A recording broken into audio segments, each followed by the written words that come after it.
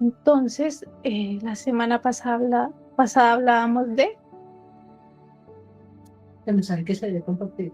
exacto, de compartir el mensaje salva vidas. Ahora, ¿qué pasa si no compartimos el mensaje? Vamos a ver. Dice, la pregunta que hoy debemos hacernos es, ¿estamos siendo una voz que anuncia esperanza o un silencio que deja oportunidades para compartir a Cristo? Entonces nos hablaban en el culto, la pastora Marcela y la pastora Estela, que nosotros tenemos una responsabilidad ahora que pues conocemos a Cristo y sabemos lo que Él ha hecho por nosotros y cuál es esa responsabilidad. Y quiere leer 1 Corintios 9:16.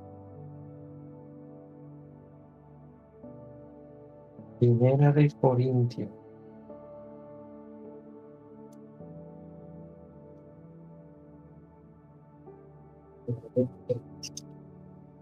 No más la bonita.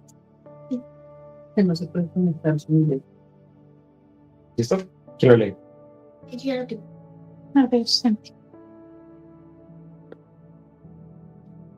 Yo no anuncio la buena noticia de Cristo para sentirme importante, lo hago porque Dios así me lo ordenó y por de mí sí no lo hago. Amén. Entonces, Una palabra. ¿No somos qué?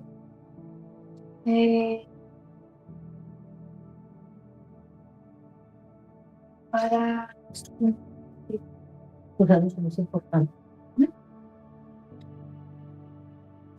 Entonces, aquí Pablo nos dice que nosotros, si compartimos la palabra de Dios, no es porque seamos importantes, sino porque es algo que Dios nos dio, es un mandamiento. Nos decían, no es si quiere, no es si le parece, no es si está de buenas, es un mandamiento. Dios así lo ordenó, se lo ordenó a Pablo y pues así mismo nos lo ordena a nosotros.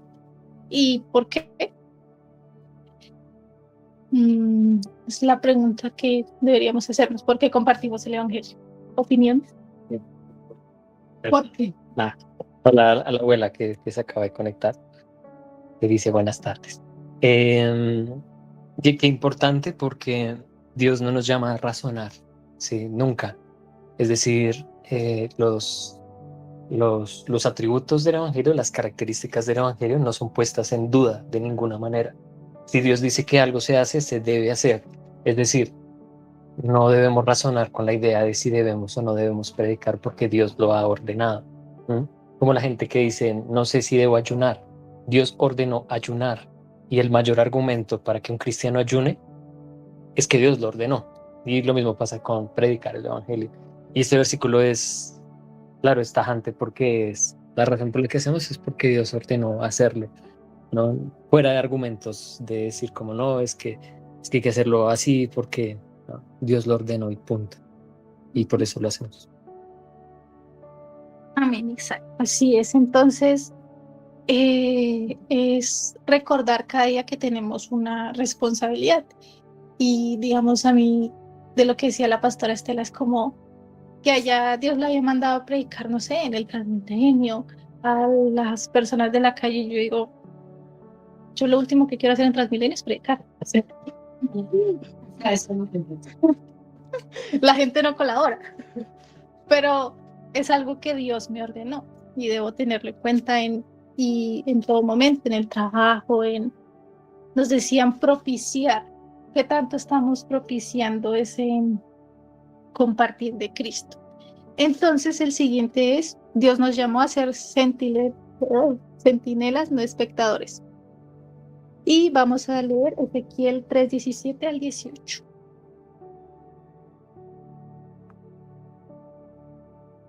Pues es que está en la presentación. Hijo de hombre, te he puesto por centinela del pueblo de Israel. Por eso oirás la palabra que salga de mi boca y les advertirás de mi parte. Si tú no les adviertes, yo te pediré cuentas de su muerte. Ok, tremendo, ¿no? Tremendo, porque Dios dice, sí, ese hombre morirá por causa de su pecado, ¿cierto? Pero tú no le advertiste.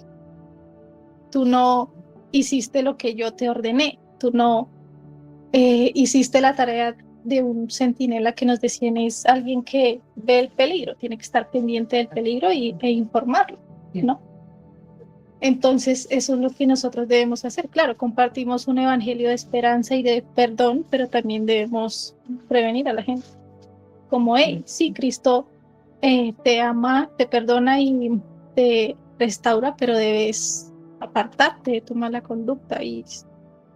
Pero si yo no advierto a las personas cómo se van a apartar de su mala conducta, y Dios me hará responsable de eso. Entonces, qué tremendo, porque Dios no solo se lo dice a Ezequiel, no lo decimos. No solo, ay, cuando lleguemos allá y Dios nos diga, bueno, ¿y por qué no predicaste? No, señor, es que usted le dijo a Ezequiel. No, yo no me llamo Ezequiel. Qué buen punto. No lo había pensado. Entonces, es lo que, o sea, estoy diciendo lo que no se debe hacer. Entonces es eso. Aclarar esto. Ujú. Es lo que nos dicen siempre en el estudio de la Biblia.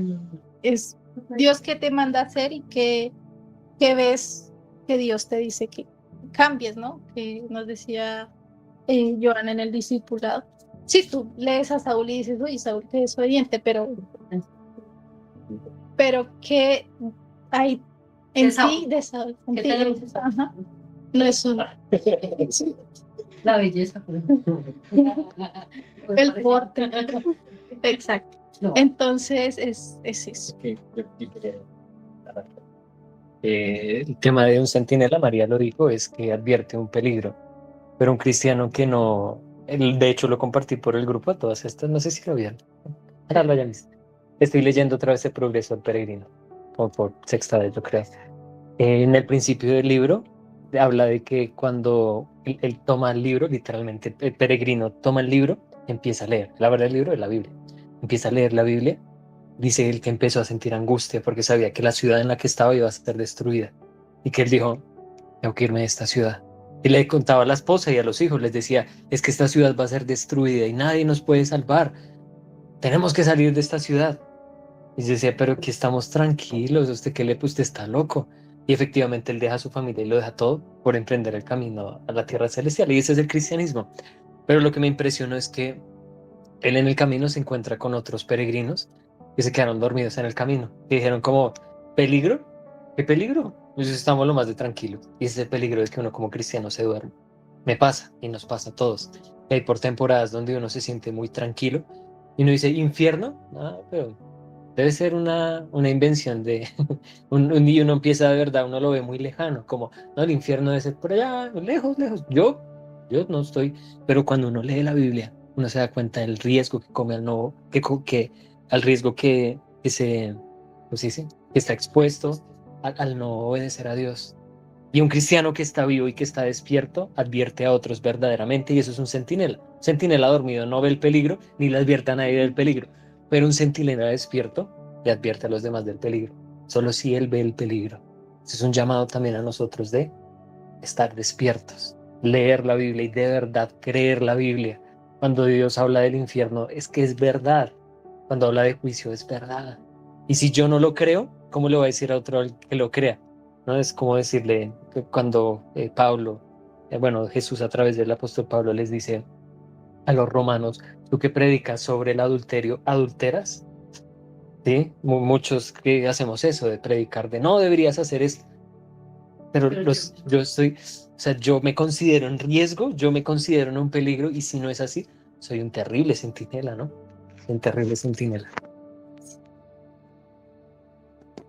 Dice, el silencio también puede convertirse en pecado, dice Santiago 4:17. Si ustedes saben hacer lo bueno y no lo hacen, ya están pecando.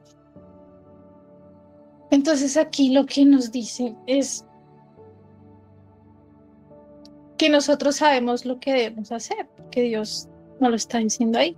Dios dice, te ordeno que vayas y hagas discípulos, te ordeno que prediques, te ordeno, y uno simplemente no lo hace. No dice como, no sé, a veces uno dice, no, qué pena, o no, pues, ¿qué le voy a decir? ¿Cómo le saco este tema? Decía decía Carolina, no, pues qué tal yo vaya y diga que Moisés metió los animales al arca, ¿sí? Uno puede tener, no sé, 16,000 excusas para decir, no, pero es que no sé qué decir, pero Dios nos manda también a confiar y es que no soy yo, no van a ser mis palabras, sino decir, bueno, Señor, pon tus palabras en mi boca, pon tu verdad. Y pues también mucho de eso es con pues, el estudio de la Biblia. Si no tenemos Biblia, pues ahí es cuando nosotros estamos como, pues, ¿qué le voy a decir? Lo que decía Heider, ¿cómo voy a predicar de algo que no sé, que no conozco? Que me ha leído. Uh-huh. Muy pronto. Exacto. Entonces, una vida transformada siempre. Pero hay unas palabras, unas preguntas. Ah, sí. ¿Quieren responder? Para eso es la presentación. ¿Alguna vez has sentido que Dios te impulsa a hablar con alguien y no lo hiciste? Sí. Diga que no. Sí, sí, claro, sí. ¿Qué obstáculos te impiden hablar de Jesús con naturalidad? Bueno, pues, Yo. Yo. Gracias, María. ¿qué podrías hacer para vencer ese temor? Pues estudiar. O sea, No. Ni para qué, para qué preguntas. pues sí. ¿Para qué quieren preguntar? Lean juntos Marcos 5, 18 al 20. Marcos 5, 18 al 20. Invitado que leer. Así. Ok. Marcos 5, 18 al 20. Dice, Aquí vete está solo el 19. oh. Ok. Oh, no. Perdón. No estaba listo. Me agarraron frío. Sí. Hablando de los centinelas dormidos. 18 al 20. 18 al 20. Aquí está. Mientras subía Jesús a la barca, el que había estado endemoniado le rogaba que le permitiera acompañarlo. Jesús no se lo permitió, sino que le dijo: vete a tu casa, a los de tu familia, y diles todo lo que el Señor ha hecho por ti y cómo te ha tenido compasión. Así que el hombre se fue y comenzó a proclamar en Decápolis lo mucho que Jesús había hecho por él, y toda la gente se quedó asombrada. Amén. Entonces aquí vemos en esta pequeña historia que Jesús salva a este hombre, lo libera, pero uno dice, bueno, pues él quería seguirlo, ¿sí? Pero porque Jesús no se lo permite. O sea, a veces, de pronto a mí me parece extraño, ¿no? Es como, pero sí, estaba buscando discípulos, pero Jesús le dio otra tarea, le dijo, ve y proclama lo que yo he hecho por ti. Entonces se vuelve. Yo hoy en día lo entiendo de pronto. Lo entiendo un poquito más porque seguir a Cristo es mucho más que dejar cosas. Cuando yo empecé a seguir a Cristo, dejé muchas cosas. Pero seguir a Cristo en este punto de mi vida implica otras cosas. ¿Sí? Cuando yo llegué a la iglesia, claro, era Señor, vamos a cargar sillas, Señor, vamos a hacer esto. Y el Señor es como, ya no quiero que cargues sillas, seguimos cargando sillas. Es que ya no es esto lo que quiero de ti. Quiero que prediques el evangelio, quiero que te dediques a esto. ¿Sí? Y es como el hecho de dirigir nuestra mirada en el lugar correcto. Sí, claro, porque yo imagino al gadareno decir como no, pues vamos a ir con Jesús y como los discípulos, tener al maestro ahí, dame, recibo, ¿no? de tu palabra, enséñame, pero él le dijo, tú ya estás listo para predicar, es momento de que salgas de tu lugar de confort. Y es lo que digo, en un momento tomar la cruz fue cargar sillas, estar en multimedia, abrir el templo, pero ya no lo es para mí, ¿sí? Porque de hecho ya no ofrece una resistencia a mi carne, que ya es a lo que me dedico, ¿sí? Ahora lo que sigue es lo siguiente, y ahorita es como, ya estás listo, ya te entrenaste, ahora fuera, alcanzar los perdidos. Y eso es lo que el gadareno ya estaba listo, y no necesitaba los 3 años que necesitaban los otros discípulos. Jesús le dijo, ya estás listo para ir a predicar, que es el propósito del evangelio. Todos fuimos llevados, pero en ese tiempo de preparación él no lo necesitó. Fue preparado en las tumbas y su testimonio era suficientemente eficaz. Pero hay gente que necesita una preparación. Hablo de preparación no de conocimiento y de tener mucha, sino preparación en su carácter. para cumplir la voluntad de Dios, que necesita años y años y años de ser tratado en un desierto continuo. Sí, como ese es un buen testimonio, pero alguien que es como el gadareno se convierte a predicar, a predicar. Usted ya vivió muchos años perdiendo su tiempo entre las tumbas y entre los muertos. Hay gente que debe ser tratada más así. Entonces ay, ven, ¿será que nos acompañas a subir las carpas? Y es parte del proceso. Y él va a dar dando testimonio de su fe. Pero eso lo entiende uno ya cuando crece en la fe y cuando uno se da cuenta de Dios no me pidió que levantara sillas. Ese no fue el ministerio que Dios me dio, ni que nos dio a nosotros. O sea, aquí no nos van a pedir cuentas de las sillas que levantamos. Lo hacemos por amor. Cuando llegamos a la iglesia, eso trata nuestro carácter. Pero cuando ya el Señor dice, bueno, ahora sí hablemos, nos enseña qué es lo que sí nos llamó a hacer. Sí. Entonces aquí nos dice, antes de conocer a Jesús, aquel hombre vivía esclavizado, rechazado y sin esperanza. Nadie podía ayudarlo, pero un solo encuentro con Cristo cambió completamente su historia. Lo sorprendente es que Jesús no le permitió quedarse con él. En cambio, le dio una misión: regresar a su casa y contar todo lo que Dios había hecho en su vida. Ese mismo llamado sigue vigente para nosotros. Muchas veces pensamos que necesitamos estudiar muchos años o conocer todas las respuestas antes de hablar de Jesús.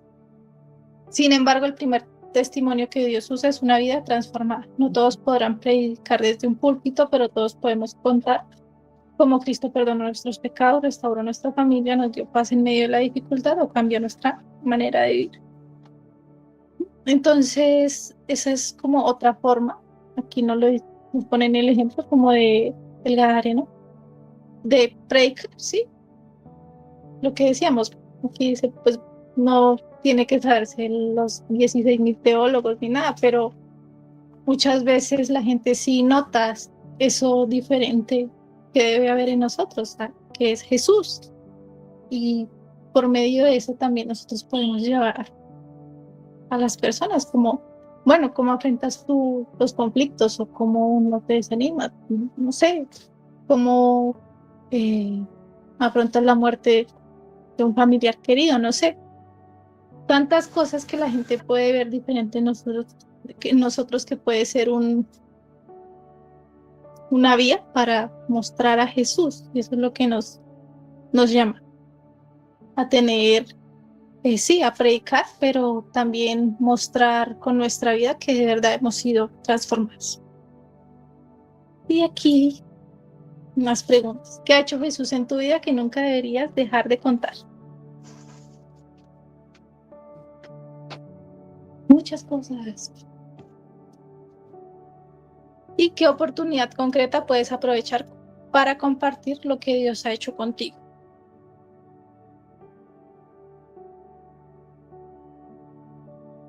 Nadie quiere responder. Ahorita querían contestar todas las preguntas que pasó. Y las contestamos en público. Sí, entonces es eso, que tener ese convencimiento de, wow, Jesús realmente me perdonó, Jesús me da tranquilidad en los momentos de conflictos, Jesús restauró a mi familia, ¿sí? ¿Qué es lo que Dios ha hecho por nosotros que podemos compartir a los demás? Digamos, yo me siento muy agradecida estos últimos meses en los que mis primos han podido venir a la iglesia y fue así como, bueno, y poder, no sé, que vengan a mi casa y ahí nos acomodamos, pero es bello lo que Dios hace y lo que Dios ha hecho y cómo nos ha traído aquí. Amén. Sí, es lo que decíamos hace 8 días, y es que al fin y al cabo a nosotros nos toca la parte fácil y aún así se nos complica. Nosotros solo tenemos la misión de ir a tocar esa parte y decir, oiga, es que algo sucedió, Cristo resucitó y está dispuesto a salvarlo. Y de ahí en adelante ya no nos corresponde. Al fin y al cabo la obra corresponde al Espíritu, ¿no? Y sí. Ahí deriva algo. Sí, y la última cosa, sigo con la presentación. Sigo con la presentación. Dice que no guardemos silencio, que piensan que es un desafío, ¿sí? Pero eso ya es el final, ¿ustedes hicieron? Bueno, que no guardemos silencio, que aquí dice que nos desafiemos en esta semana, que pensemos en tres personas y oremos cada día por esas 3 personas, ¿verdad? Demuestra el amor de Dios, haz una llamada, envía un mensaje de visita, realiza un acto de servicio. Y 3, comparte lo que Cristo ha hecho. Habla con al menos una de ellas o invita a un culto, a una conexión familiar. Me parece buenísimo. Y hoy me pasó algo muy inusual. Pero últimamente, después de la velada, me he preocupado por entender qué es lo que Dios quiere hacer con mi vida y cómo yo puedo ponerme en la misma línea de comunicación con Dios, ¿sí? Y entonces algo a lo que todos estamos llamados, eso es lo que están hablando hoy, y es que todos debemos predicar. Pero si yo no oro primero, pues simplemente voy a ir a hablar de lo mismo con los mismos, y si no va a tener ningún efecto. Entonces hoy me subí al Transmilenio y vi una pareja de jóvenes, como de 25, 27 años, de hombres, muchachos. Y uno de ellos iba como mal de salud. Y se sentó al lado mío, se sentó, era que yo estaba en la escalera de puro atrás. Y él se sentó en un huequito que hay. No sé si ustedes lo han visto, la mayoría de los buses tienen como un huequito y él se acomodó ahí porque era un muchacho alto. Y cuando hubo una silla ahí más adelante, pues la pareja le dijo, como ven, siéntate acá, y lo tocaba y todo. Y yo decía, ¿qué pasó? Me empecé a preguntar qué pasó, que el diseño de Dios se fracturó, no se está cumpliendo, porque eran dos muchachos, ¿no? 2 hombres. Y yo decía, ¿qué pasó? ¿Qué pasó que el diseño de Dios se fracturó? Y me empecé a cuestionar y todo.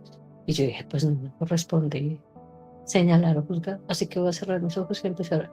Empecé a orar, yo creo que en polo, tal vez, y casi me paso, porque yo decía, tengo que orar, o sea, mi deber es orar.